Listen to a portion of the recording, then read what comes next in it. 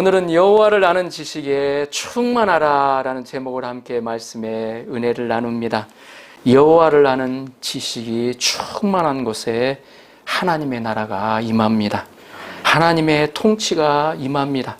하나님이 통치하시는 하나님의 나라가 이루어집니다. 오늘 말씀에서는 이사야 선지자가 예수님이 오심으로 물이 바다를 덮음과 같이 온 세상이 하나님을 경외하고 찬양할 것을 예언하고 있습니다. 그로 인해 하나님의 나라가 이루어질 모습을 이사야가 바라보고 있는 것입니다. 여호와께서 자기 열심으로 이를 이루시고 하나님 나라를 만드십니다. 이 시간 이사야 선지자가 본 메시아의 소망을 함께 묵상하며 올 한 해 하나님 나라를 많이 경험할 수 있기를 기도합니다. 아멘. 자, 6절에서 8절, 좀 전에 나온 내용인데 다시 한번 읽어보겠습니다. 시작. 그때 이리가 어린 양과 함께 살며 표범이 어린 염소와 함께 누우며 송아지와 어린 사자와 살찐 짐승이 함께 있어 어린 아이에게 끌리며 암소와 곰이 함께 먹으며 그것들의 새끼가 함께 엎드리며 사자가 소처럼 풀을 먹을 것이며 젖 먹는 아이가 독사의 구멍에서 장난하며 젖된 어린아이가 독사의 굴에 손을 넣을 것이라. 아멘. 이사야서는 예언서라고 아주 잘 알고 계실 것입니다. 우리가 예언서를 읽을 때는 이 다층적으로 이해해야 합니다. 그 시대에 주는 말씀이 있다는 것입니다. 예수님이 처음 오셨을 때, 초림하셨을 때 이루어지는 말씀이 있고 예수님의 재림 때에 또 이루어지는 말씀이 있습니다. 이 예언의 말씀도 그런 맥락에서 보아야 한다는 것입니다. 오늘 말씀을 읽어보면 어떤 생각이 드십니까? 6절에서 8절 읽어보면 어떤 생각이 드십니까? 요즘 세상에서는 있을 수 없는 일이죠. 보면 있을 수 없는 일이라고 생각하실 것입니다. 그렇습니다. 보통이라면 1위는 늑대는 어떻습니까? 어린 양을 막 잡아먹기 위해서 혈안이죠. 표범은 어린 염소를 잡아먹습니다. 상아지는 송아지를 잡아먹습니다. 곰은 암소를 잡아먹어요. 독사는 어린아이를 물어뜯습니다. 이것은 약육강식의 세계를 의미합니다. 이 세계가 바로 그런 세계잖아요. 이 세상은 싸움이 있고 전쟁이 있습니다. 지금도 러시아, 우크라이나 전쟁이 일어나고 또 이스라엘, 또 팔레스타인 전쟁이 일어나고 있죠.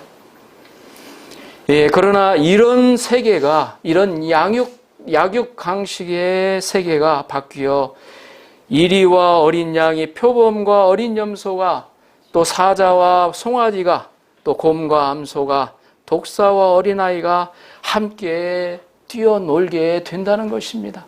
이런 나라가 임하게 된다는 것입니다. 평화의 세계가 찾아옵니다. 적대적인 관계가 없어지고 화해의 관계가 되고 회복의 역사가 일어나게 됩니다. 바로 하나님의 나라를 표현하고 있습니다. 죄는 관계를 분리시키죠. 하나님과의 관계를 파괴시키고 또 사람들과의 이웃과의 관계도 파괴시킵니다. 그러나 메시아가 오셔서 사랑의 공동체를 만드십니다. 이 당시 아시리아와 바벨론은 양과 같은 이스라엘을 공격하는 늑대 이리와 같은 존재였습니다. 그러나 이스라엘은 아시리아와 바벨론과 평화스럽게 공존하게 된다는 것입니다. 예수님은 자신을 못 박는 자들의 죄를 십자가에서 죽으시면서까지도 용서하시고 화해하셨습니다. 많은 사람들이 예수님의 십자가를 배워서 서로 용서합니다. 이리와 양처럼 싸우던 부부가 예수님을 믿고 화해하여 행복하게 살아갑니다. 서로 미움을 갖던 아버지와 아들이 서로 화해하는 역사가 일어납니다. 그뿐만이 아니죠. 동독과 서독의 나라가, 한 나라가 화해하게 되고 또 북한과 이 한국이 화해하고 통일될 날도 반드시 올 것입니다. 강자가 약자를 도와주며 공존하게 됩니다. 이것이 우리 시대의 예수님을 통하여 이루어질 평화의 세계입니다. 또한 하나님의 나라입니다. 예수님이 재림하여 오실 때는 이런 평화가 완전히 이루어지죠.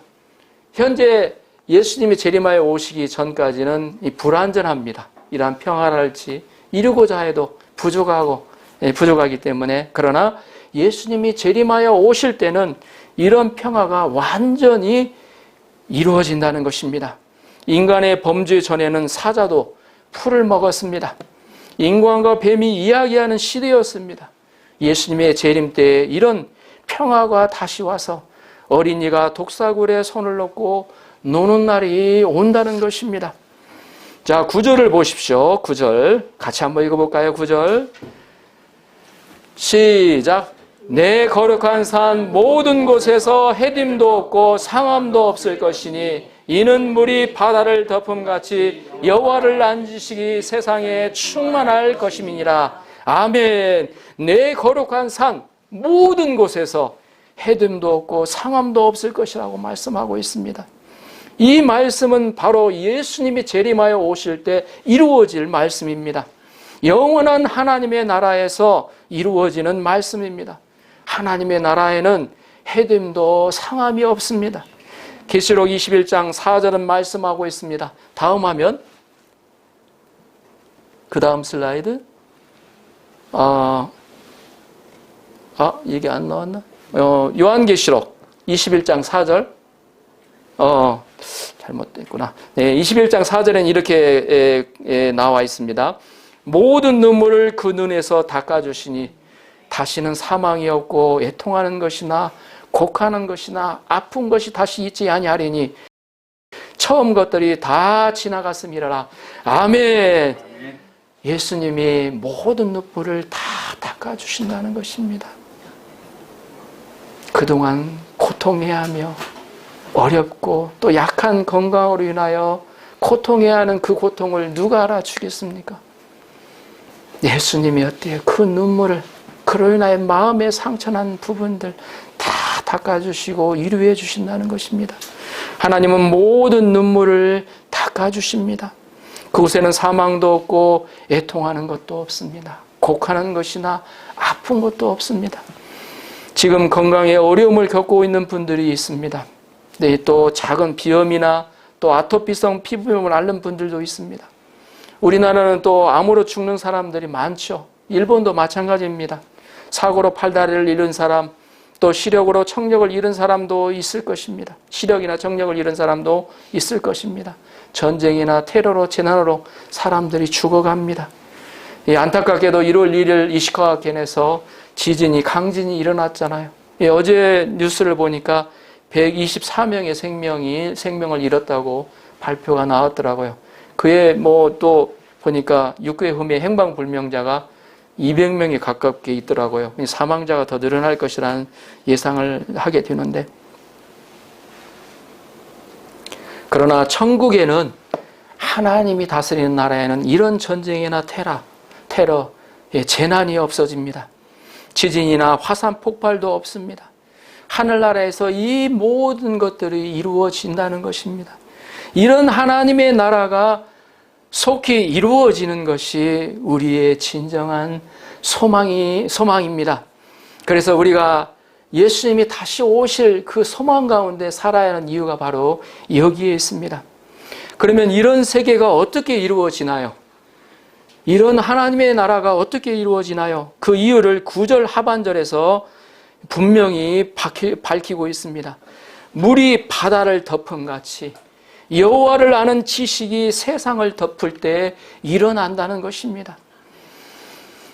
제가 미국에 한번 가본 적이 있는데 아침에 출발하여 미국의 비행기를 타고 가면 태평양 바다를 건너갑니다. 이 태평양 바다를 이렇게 뭐라고 그러죠? 마스그 바로 이렇게 가는 게 아니고 보통 이 비행기 길이 있습니다. 저쪽 이렇게 해갖고 이렇게 캄차카 반도 해가지고 알라스카로 해가지고 육지에 가깝게 날아서 가더라고요.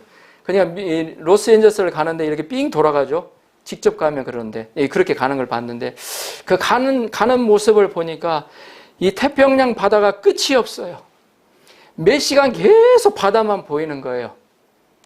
그와 마찬가지로 그와 같이 여호와를 아는 지식이 세상에 가득 충만하게 된다는 것입니다.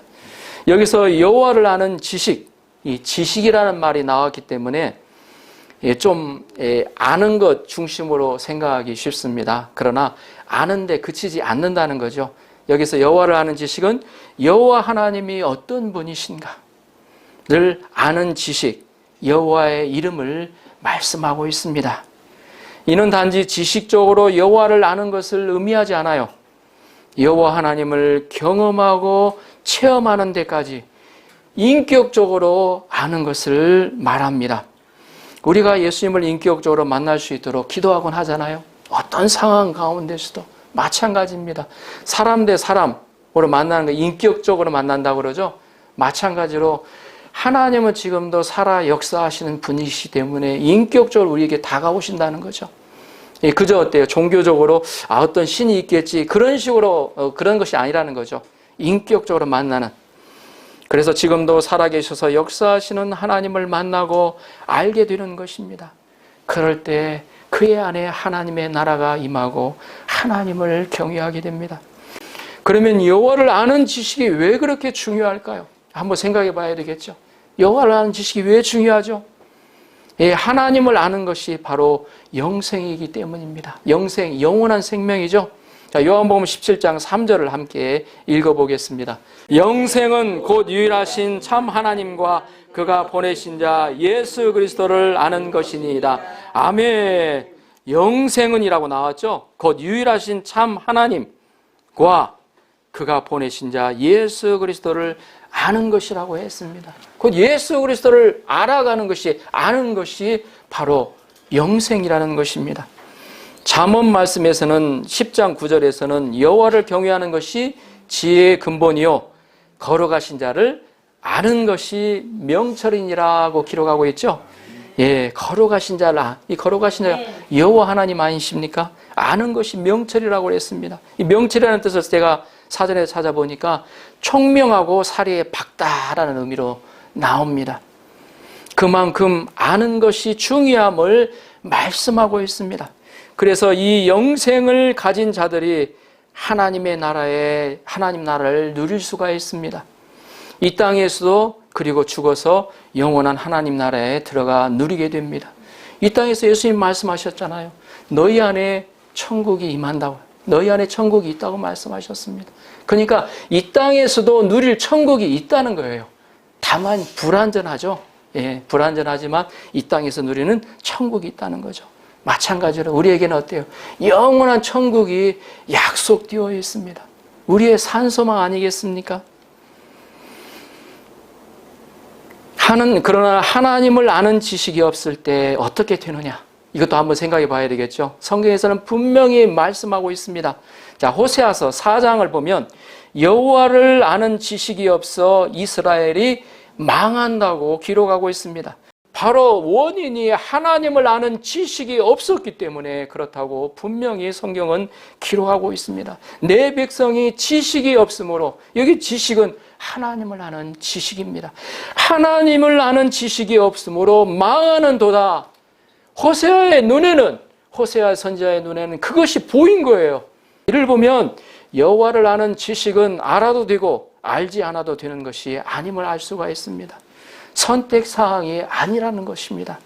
반드시 우리의 삶 속에서 알아야 하는 필수사항이라는 것입니다.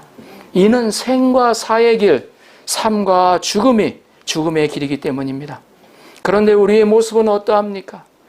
하나님께 관심이 없어요. 이 세대의 모습이 하나님께 관심이 없어요. 어떤 때 얼마 전인가요? 초등학생한테 어떤 사람이 물어봤다고 그래요. 너 어떤 사람이 될래? 물어봤더니 뭐라고 대답을 했는지 아십니까? 제가 언제 한번 예의 말씀을 드린 것 같은데, 예전에는 그래도 대통령, 과학자 그렇게 하잖아요. 아예 그래, 빌딩 주인, 그런 얘기를 하고 깜짝 놀랐다는 얘기예요. 저도 아주 충격으로 다가왔습니다. 하나님에 대한 관심은 없고, 모두 다 그런 데에 관심이 쏠리고, 사람들도 잘 모르니까요. 그런 데 관심이 쏠리는 거죠, 보면. 예배 드리는 것조차도 시간이 아까워서 드리려고 하지 않습니다. 놀러 가기 바빠서 여가를 즐기기 위해서 정작 중요한 것은 미뤄두고 자기가 하고 싶은 것을 최우선 순위로 둡니다. 정말로 무엇이 중요한지 모른다는 거예요. 우리는 속고 있다는 것을 알아야 되는데 그걸 몰라요, 보면. 여러분들이 그렇다는 이야기는 아닙니다. 그 당시 이스라엘 백성들이 모습이 그랬다는 것입니다. 북이스라엘 백성들의 모습이 그랬습니다. 그래서 호세아 선지자는 그들을 향하여 이렇게 권면하고 있습니다. 자, 호세아 6장 3절 같이 한번 읽어볼까요? 그 다음 6장 3절 같이 한번 읽어봅시다. 시작. 그러므로 우리가 여호와를 알자. 힘써 여호와를 알자. 그의 나타나심은 새벽빛같이 여김없나니 비와 같이 땅을 적시는 늦은 비와 같이 우리에게 임하시리라 하니라. 아멘. 우리가 여호와를 알자.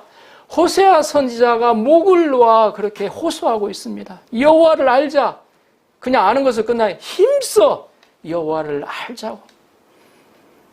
마음이 들어가야 되죠. 세증이 모토메르 간절한 심령으로 여호와를 알자고 호소하고 있습니다.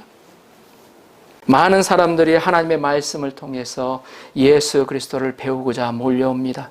이것이 바로 이사야가 본 꿈입니다. 환상입니다. 이것이 사이타마 바람과 불꽃교회의 꿈이자 비전입니다. 일본인들로 가득 몰려들, 그들이 예배하기 위해서 몰려들 그 꿈, 환상, 그것이 바로 우리 교회의 꿈이자 비전입니다. 하나님의 나라가 임하면 우리 안에 치유가 이루어지기 시작합니다. 반드시 그건 이루어져요, 보면. 그건 내면적이기 때문에 우리에게 보이지 않는데요. 하나님의 나라가 임하게 되면 반드시 치유가 이루어집니다. 내 안에 모든 상처난 것, 상처받은 것들 다 치유의 역사가 일어나고요.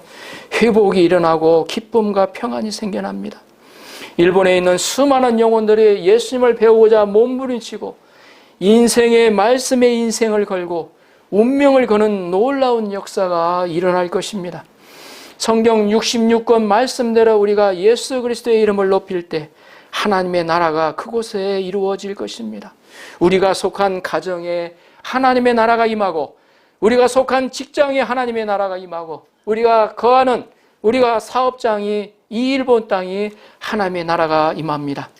올 한해 내가 있는 그곳에서 하나님 나라를 경험하는 축복과 은혜가 넘쳐나도록 주님의 이름으로 축복하며 기도합니다. 아멘.